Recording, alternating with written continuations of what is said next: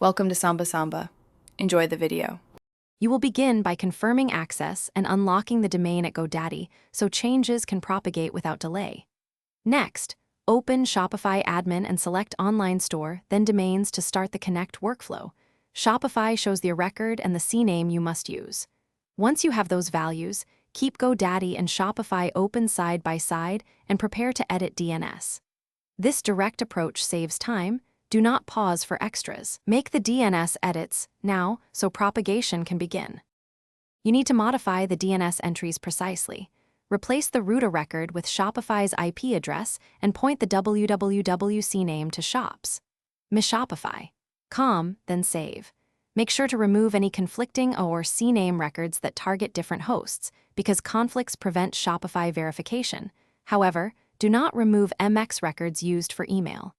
If you want faster updates, temporarily lower the TTL before saving. Once done, return to Shopify and initiate domain verification. After making DNS changes, click Verify in Shopify and wait for the SSL certificate to issue.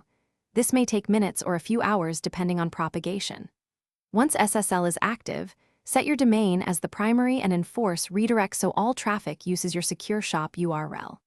If verification fails, check DNS propagation with a lookup tool, flush your browser and local DNS cache, and double-check for stray/CNAME records. If problems persist, contact Godaddy or Shopify support and provide the DNS screenshots. Thanks for watching. Consider subscribing if we helped you.